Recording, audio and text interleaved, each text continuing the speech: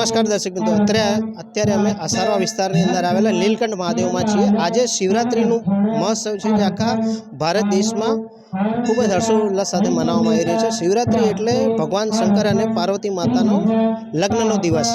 આજે અત્યારે નીલકંઠ મહાદેવના महंत श्री અત્યારે અમારી સાથે છે।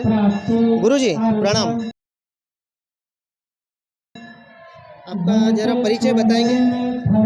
राजेंद्र प्रसाद शुक्ल, श्री स्वामी हीरापुरी संस्कृत महाविद्यालय असरवा नीलकंठ महादेव में प्रधानाचार्य की सेवा प्रदान किया है। आप हमें ऐसा कुछ बताइए कि हमारे दर्शक नीलकंठ महादेव के बारे में जान पाए और भोलेनाथ जी की ऐसी कोई कहानी जो किसी को पता ना हो या बहुत ही कम लोग जानते हो। ठीक है।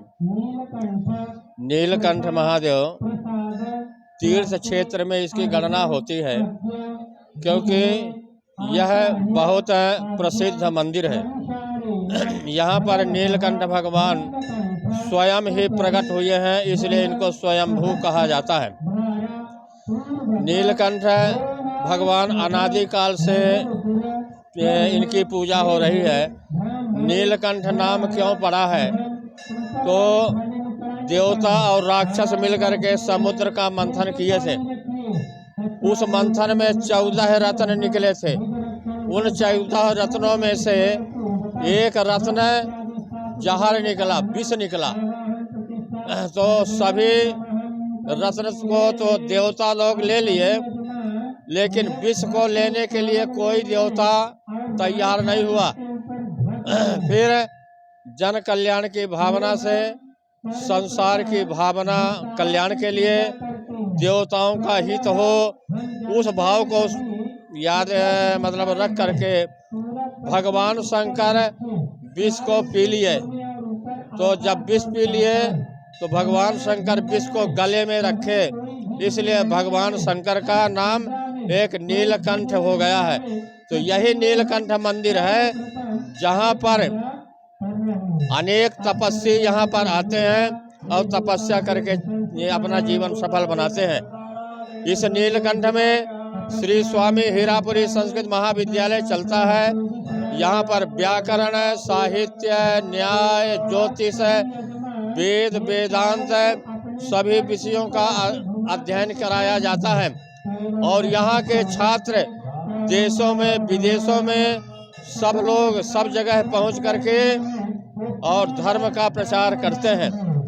यहाँ की विशेषता यह है कि यहाँ का गादीपति एक बार प्रतिष्ठित हो जाने के बाद, गादी में बैठ जाने के बाद बाहर कभी जाते नहीं हैं। जिस प्रकार भगवान शंकर, दुर्गा जी, गणेश जी, अन्य देवता प्रतिष्ठा हो जाने के बाद बाहर नहीं जाते हैं, उसी तरह से यहाँ का गादीपति भी कभी बाहर जाता नहीं है। किंवदंती है, एक कथा है यहाँ की कि एक बार हरिद्वार से बहुत संत लोग आए थे। यहाँ की परंपरा है कि देवताओं के आरती के बाद महाराज श्री यानी गादीपति की आरती होती है। तो पुजारी देवताओं की आरती के बाद गादीपति की आरती करने लगे। उस समय हरिद्वार से बड़े बड़े मंडलेश्वर लोग आए थे। उन्होंने कहा कि बड़े के सामने छोटे की आरती नहीं होती है, आप आरती वहाँ रख दीजिए। पुजारी जी जैसे आरती रखे गणेश जी के पास, वैसे ही गणेश जी के मंदिर से कोई एक महापुरुष निकले और महंत की आरती किए और आरती वही रख दिए। सब लोगों को आश्चर्य हुआ कि ऐसा तो कभी होता ही नहीं है, ये क्या हो गया। आपस में चर्चा करने के बाद उस समय से ऐसा निश्चय किया गया कि जिस प्रकार भगवान के प्रतिष्ठा होने के बाद देवता बाहर नहीं जाते हैं, इसी तरह से इस मंदिर का महंत गादीपति होने के बाद कभी बाहर नहीं जाएगा। तब से यहाँ की परंपरा है कि यहाँ का गादीपति देवताओं के तुल्य माना जाता है। और यहाँ पर सभी धार्मिक प्रवृत्तियां होती हैं, समाज का मार्गदर्शन होता है, कथाएं होती हैं और यहाँ एक से एक प्रतिष्ठित विद्वान पैदा होते हैं जो पूरे भारतवर्ष में धर्म का प्रचार करते हैं। यहाँ पर जिस तरह से लोग भोलेनाथ जी के, शंकर भगवान की पूजा करने आते हैं, तो यहाँ पर कुछ ऐसे भी लोग होंगे कि जिनकी मनोकामना अगर पूरी होंगी, उसके बारे में आप क्या बताएंगे? भगवान शंकर शिव का नाम लेने से ही कल्याण होता है। तो शिव जी एक देवता ऐसे हैं जो देवताओं को भी वरदान दिए हैं और राक्षसों को भी वरदान दिए हैं। सभी लोग देवता कहे जाते हैं और भगवान शंकर महादेवता, महादेव कहे जाते हैं। तो देवताओं का भी कार्य किए हैं और राक्षसों का भी काम किए हैं। देवताओं के लिए जहाँ जहाँ देवता जो लोग तपस्या करके वरदान मांगे हैं उनको दिए हैं। रावण इत्यादि को भी भगवान वरदान दिए हैं कि जाओ विजयी भव, यशस्वी भव। तो रावण उनके वरदान से ही इतना प्रतापी हुआ है। भगवान शंकर की पूजा करने से मानव का कल्याण होता है। मानव का कल्याण कैसे होता है? वेद में लिखा हुआ है कि यदि शिव जी का अभिषेक करेंगे, जल के अभिषेक करने से मोक्ष की प्राप्ति होती है। दूध से अभिषेक करने से संतान की प्राप्ति होती है। सरसों के तेल के अभिषेक करने से शत्रुओं का नाश होता है और कुश से अभिषेक करने से ज्वर इत्यादि सभी का दोष शमन होता है। बुद्धि प्राप्ति के लिए शर्करा मिश्रित अभिषेक करने से व्यक्ति की बुद्धि तेजस्वी, पराक्रमी और प्रतिभाशाली होती है और परीक्षा में अच्छी सफलता प्राप्त होती है। तो भगवान शंकर के जो जिस भाव से पूजा करता है उसको वही भाव प्राप्त होता है। भगवान शंकर का एक नाम है भोले, भोले भंडारी, भोले शंकर। भगवान को कोई पंचामृत के बाद पानी चढ़ा दिया तब भी चलेगा, ठंडा के बाद गरम चढ़ा दिया तब भी चलता है। इसलिए भगवान भोले भंडारी यानी सबका भंडार। सबकी गलतियाँ माफ़ी करते हैं, सभी की गलतियाँ माफ़ी भी कर देते हैं और यथाशक्ति यथा भक्ति जो भी वो उनके कुछ अर्पण करता है मुझे स्वीकार कर लेते हैं। हाँ, भगवान शंकर बहुत दयालु हैं, बहुत कृपालु हैं। थोड़े से भक्ति के कारण वह प्रसन्न हो जाते हैं। जो जैसे भाव से भक्ति किया है उनको वैसा आशीर्वाद दिया है। क्योंकि पूर्व काल में राक्षसों को भी आशीर्वाद दे दिया है कि जाओ तुम भी आगे बढ़ो। इस तरह से भगवान शंकर का नाम भोले भंडारी है और एक नाम है इनका सर्वार्थ चिंतामणि। सर्वार्थ चिंतामणि यानी भगवान शंकर की जो पार्थिवेश्वर पूजा करता है ना, उसमें अनंत गुना फल मिलता है, कुछ चीज बाकी रहता नहीं है। भगवान शंकर की पूजा करने से बताया है कि एक ओर पृथ्वी के सारे दान, पृथ्वी के सारे पुण्य, पृथ्वी के सारे परिक्रमा और पृथ्वी की परिक्रमा करने से जितना फल प्राप्त होता है उतना फल भगवान शंकर की पार्थिवेश्वर पूजा करने से प्राप्त होता है।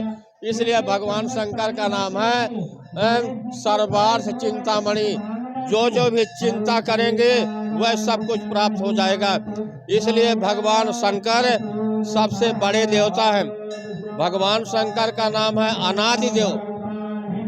भगवान सतयुग में थे, त्रेता में थे, द्वापर में थे और कलयुग में भी भगवान शंकर पूजे जाते हैं। इसलिए भगवान शंकर अनादि देव हैं।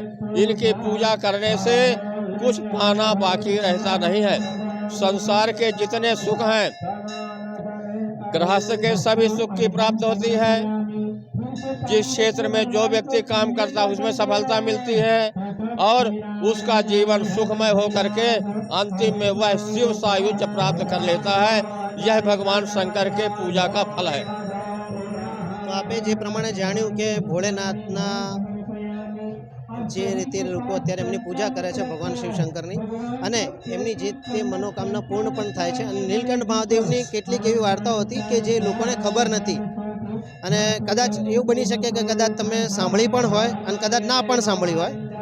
તો અત્યારે આપ જોઈ શકો છો કે જે પ્રમાણે નીલકંઠ મહાદેવ મંદિરની અંદર જે પ્રમાણે અત્યારે લોકો પૂજા કરવા આવે છે અને એ લોકોની દરેક મનોકામના પૂર્ણ થાય છે. તો અમારું એક જ કહેવું છે કે આપ પણ અહીંયા મંદિરે દર્શન કરવા આવો. અહીંયા નહીં કે ગમે તે જગ્યાએ જ્યાં પણ આપણે ભોળેનાથનું મંદિર હોય કે ગમે તે મંદિરો આપ જઈને પૂજા કરો, જેનાથી દરેક વ્યક્તિના પોતપોતાના દુઃખો પણ દૂર થાય અને ભગવાન એમના દુઃખ હરી લે. ભગવાન ભોળેનાથ એક એવા ભગવાન છે કે જે પોતે પણ ભોળા છે અને જે લોકો હોય એમના માટે બધા એક જ સમાન છે.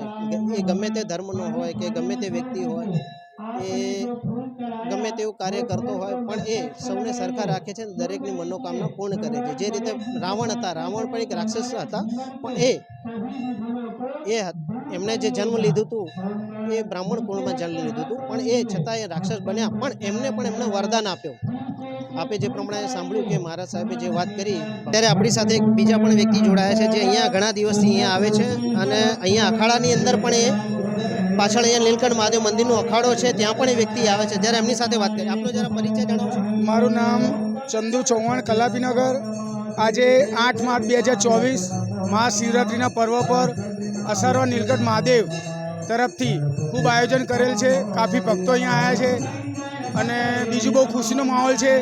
અહીંયા વ્યવસ્થા પણ સારી છે અને અમારા ગુરુજી ડૉક્ટર રાજેન્દ્ર પ્રસાદ શુકલ, જેમનો શિષ્ય છું, અને સારું પ્રવચન આપે છે. યજમાન અંદર બેઠા છે અને એમની મનોકામના પૂર્ણથી, એમના પૂજાપાઠથી જેનું દુઃખ દર્દ હોય, ગુરુજીના આશીર્વાદથી અને ભોળાનાથની કૃપાથી, માતા પાર્વતીથી એ કોઈ પણ પીડા કે તકલીફ હોય એ બેડો પાર થઈ જાય છે. અને મને બહુ ખુશીનો અવસર છે કે આજે મેળામાં, આજે પર્વ પર હું એ હાજર છું. જય મહારાજ, જય ભોળાનાથ, જય પાર્વતી.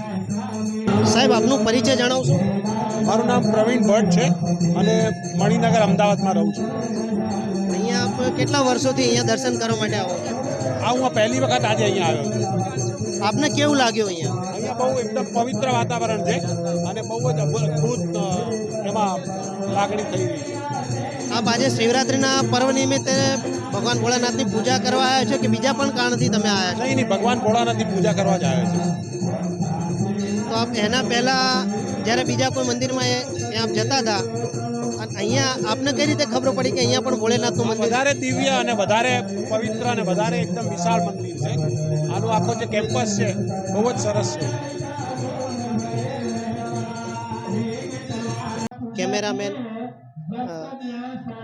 રવિ કાપડિયા સાથે વિશાલ સિંહ તંવર, ધ પિલ્લર ન્યૂઝ.